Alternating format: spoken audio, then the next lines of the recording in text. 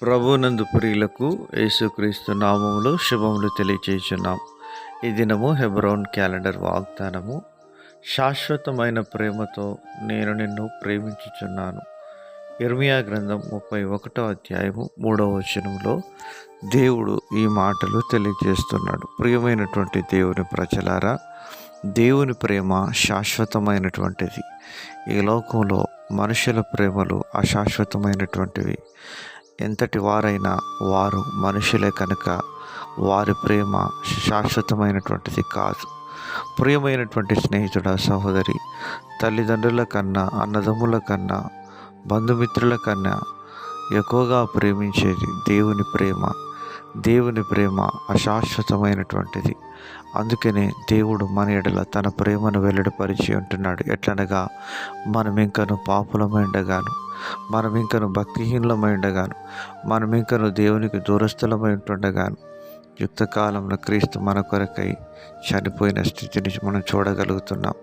ప్రియమైనటువంటి దేవుని ప్రజలారా, దేవుని ప్రేమ అనంతమైనటువంటిది. ఆయన మన పట్ల తన ప్రేమను వ్యక్తపరుస్తూ వచ్చినాడు. 2000 సంవత్సరాల క్రితమే దేవుడి నరుడుగా ఈ లోకానికి దిగి వచ్చి సర్వ మానవాళి కొరకై సిలువలో ఆ ప్రేమను చూపిస్తూ వచ్చినాడు. నీ కొరకై ఆ ప్రేమ తన రక్తమును చిందిస్తూ వచ్చింది. నీ కొరకై ఆ ప్రేమ త్యాగమును చూపిస్తూ వచ్చింది. నీ కొరకై ఆ ప్రేమ అవమానాన్ని చవిచూస్తూ వచ్చింది. ఇంతటి గొప్ప ప్రేమ లోకంలో ఏ ఒక్కరు కూడా చూపించలేనటువంటిది. ఈ ప్రేమ నీవు ఆ ప్రేమ సామ్రాజ్యంలోనికి రావాలని ఆహ్వానిస్తుంది. ఆ ప్రేమామయుడే మన ప్రభు అయిన యేసుక్రీస్తు వారు. ప్రియమైనటువంటి దేవుని ప్రజలారా, ఈ ప్రేమ అనంతమైనటువంటిది. ఈ ప్రేమ సామ్రాజ్యంలోనికి ప్రతి ఒక్కరూ ఆహ్వానించబడుతూ ఉంటున్నారు. దేవుని ప్రేమ నీ ఎడల మరి చేతులు చాచి ఆహ్వానిస్తుంటున్నది. దావీదు యోనాతానుల ప్రేమ ఎంతో పవిత్రమైనటువంటిది. స్నేహానికి మారుపేరుగా దావీదు యోనాతానులు ఉన్నట్లుగా మనం చూడగలుగుతున్నాం.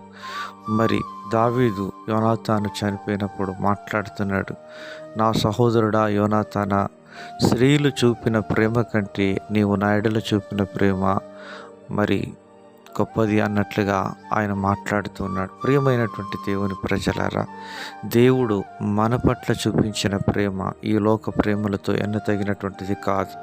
కనుక మరి ఈ లోక స్నేహము దేవునితో వైరమని దేవుని వాక్యం సెలవిస్తుంది. దేవుని ప్రేమను గుర్తించి ఆయన ప్రేమలో మనము పెంపారుతూ ఉండాలని దేవుని వాక్యం సెలవిస్తుంది. నిన్ను వారిని పొరుగువాన్ని ప్రేమించమని దేవుడు సెలవిస్తూ ఉంటున్నాడు. ఆ విధంగా జీవించి క్రీస్తుని పోలి నడుచుకొని దేవునికి మహిమకరంగా ఉందుముగాక.